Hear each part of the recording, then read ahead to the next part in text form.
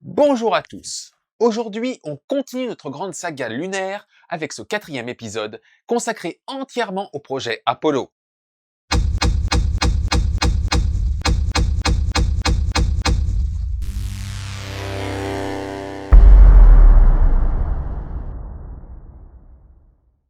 Reprenons. Les Russes tentent de relever le défi lunaire, mais échouent à cause de dissensions internes. Les Américains, eux, concentrent toute leur énergie sur Gemini afin d'accumuler l'expérience et de maîtriser les technologies nécessaires à ce vol lunaire. Dès 1959, les ingénieurs américains imaginent 3 scénarios possibles pour une hypothétique mission lunaire.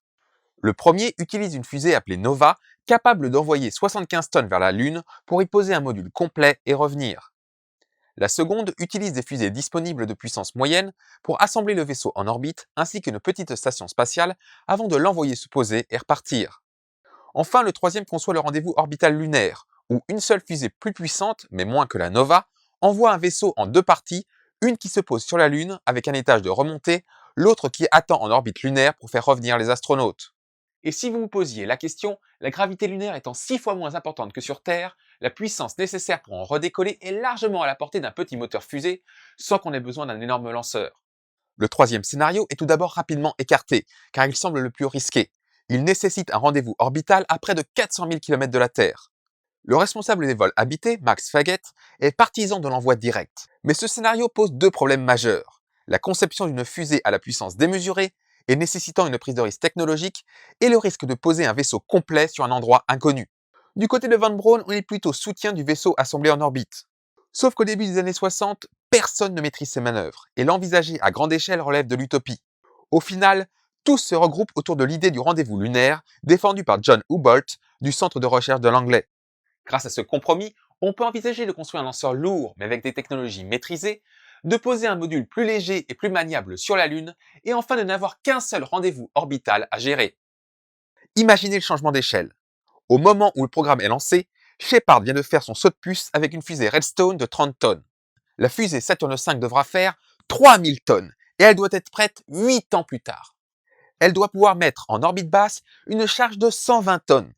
Une telle fusée nécessite de nouvelles technologies comme l'usage d'hydrogène liquide et une fiabilité extrême. L'effectif de la NASA est triplé et Von Braun est à la planche à dessin. Il commence par proposer une ébauche de 1957, comprenant 8 fusées Redstone en fagot autour d'une fusée Jupiter-C, copiant quelque peu la R7 russe. Ce modèle est nommé Juno 5, puis Saturne, la planète qui suit Jupiter, et l'armée commence à le financer avant que la NASA ne récupère le projet. D'abord mise en pause au profit de la monstrueuse Nova, pouvant envoyer entre 75 tonnes pour une mission lunaire et 450 tonnes pour une hypothétique mission martienne, la Saturne V est validée fin 61. Son premier étage comporte 5 moteurs kérosène-oxygène liquide, une technologie parfaitement maîtrisée. Son deuxième étage comporte également 5 moteurs, mais utilisant l'hydrogène et l'oxygène liquide, des propergols tout juste expérimentés pour une fusée Atlas. Enfin, son troisième étage comporte un unique moteur, identique à ceux du second. Au sommet du vaisseau Apollo, une tour de sauvetage permet de propulser le module à haute altitude afin de pouvoir évacuer l'équipage loin de la fusée en cas de risque de destruction. 2 autres modèles sont également conçus afin d'effectuer des tests grandeur nature. La Saturne I, disposant d'un premier étage composé de 8 moteurs issus du lanceur Jupiter mais qui se révélera trop peu puissante, et la Saturne IB, reprenant l'étage de la Saturne I mais avec le troisième étage de la Saturne V.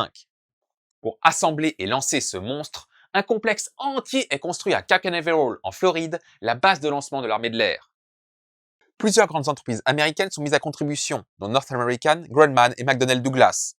Le budget de la NASA explose, passant de 500 millions en 1960 à 6 milliards de dollars annuels en 1966, dont près de 3 milliards rien que pour le programme Apollo, plus de 5% du budget fédéral des États-Unis. Mais cela n'empêche pas les problèmes. Les moteurs devant équiper le premier étage de Saturne V, bien que d'une technologie classique, sont exceptionnels par leur puissance. Les premiers tests montrent de nombreuses instabilités dans la chambre de combustion, limitant la puissance disponible et risquant de provoquer des explosions. Les ingénieurs effectuent de nombreux tests empiriques et parviennent à grande peine à résoudre le problème. Le réservoir d'hydrogène du second étage doit être redessiné de nombreuses fois car il était trop grand et trop lourd. Une surcharge due à l'augmentation de la charge utile suite à des changements dans la conception du scénario de vol.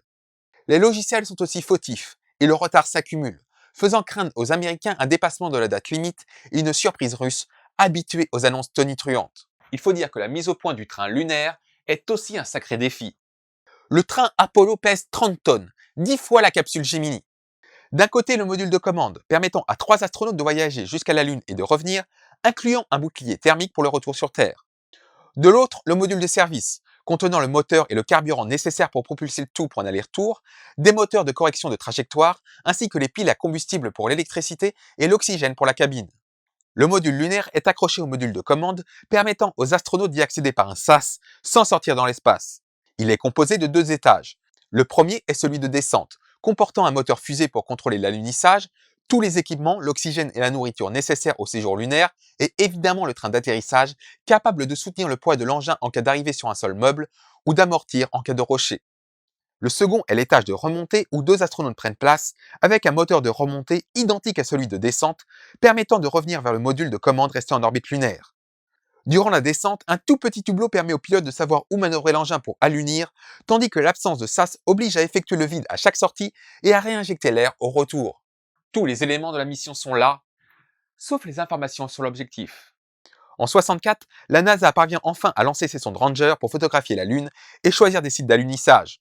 En 65, ce sont des satellites Pegasus qui sont placés en orbite par une fusée Saturne 1 pour évaluer les risques de micrométéorites et permettre de dimensionner les protections nécessaires. Entre 66 et 68, 5 sondes Lunar Orbiter assurent la couverture photographique de 99% de la Lune. Et le 2 juin 66, Surveyor 1 effectue le premier alunissage américain, livrant de précieuses informations sur la texture du sol, suffisamment ferme pour soutenir le poids du vaisseau. En 66, plusieurs lancements de Saturne 1B permettent de valider plusieurs éléments, dont le troisième étage de Saturne 5, le bouclier thermique d'Apollo et le comportement des moteurs à hydrogène liquide, renommés rétrospectivement Apollo 1A, 3 et 2. Ouais, dans cet ordre. Mais au sol, un drame vient jeter un froid sur le projet.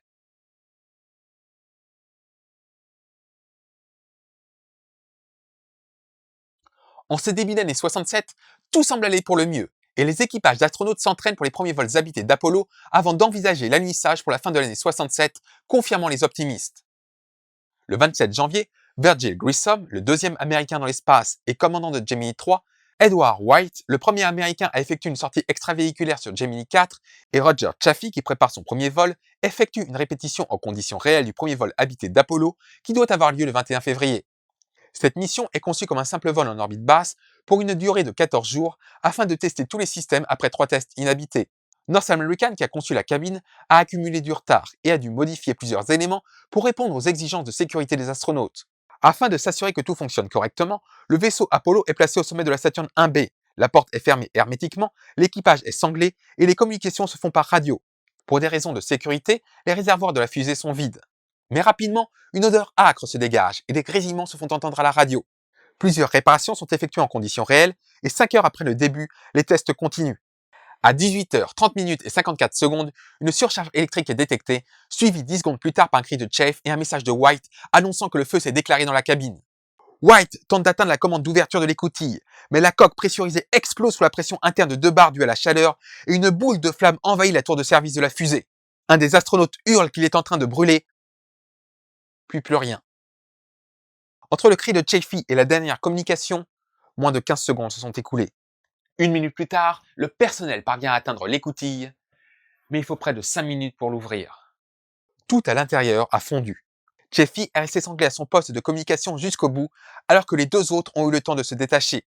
Les flammes ont détruit leur système d'oxygène, et l'autopsie révèle que les 3 astronautes sont morts en moins de 9 secondes d'un arrêt cardiaque suite à l'ingestion massive de monoxyde de carbone avant que les flammes ne les brûlent. L'incendie s'est déclenché à cause d'un court-circuit entre 2 fils dénudés, et l'atmosphère de la cabine, composée d'oxygène pur, plus léger et plus facile à maintenir en pression que de l'air classique, s'est très rapidement enflammée. De plus, les astronautes avaient utilisé de nombreuses bandes velcro pour attacher leur matériel, bandes qui explosent lorsqu'elles sont chauffées dans une atmosphère d'oxygène pur. Et le système d'ouverture nécessitait de longues minutes de manœuvre, contrairement aux capsules Mercury équipées de boulons explosifs en cas d'urgence. Enfin, de graves négligences dans le câblage électrique et le choix des matériaux sont relevés. Face à la défiance du public devant ce premier grand drame du programme spatial américain, une commission d'enquête est confiée au Sénat et tout le programme est mis en pause. La fusée Saturne V et le module Apollo sont intégralement revus. L'oxygène pur de la cabine est remplacé par un mélange de 60% d'azote et 40% d'oxygène. Les combinaisons sont améliorées pour les rendre moins inflammables. L'écoutille est désormais conçue pour s'ouvrir en 10 secondes et les câblages sont tous isolés. Les matériaux de la cabine sont revus. Les procédures de test deviennent plus exigeantes et toutes les équipes, ingénieurs, techniciens et astronautes, sont tenus de respecter toutes les checklists et à se tenir prêts à s'arrêter au moindre soupçon concernant la sécurité.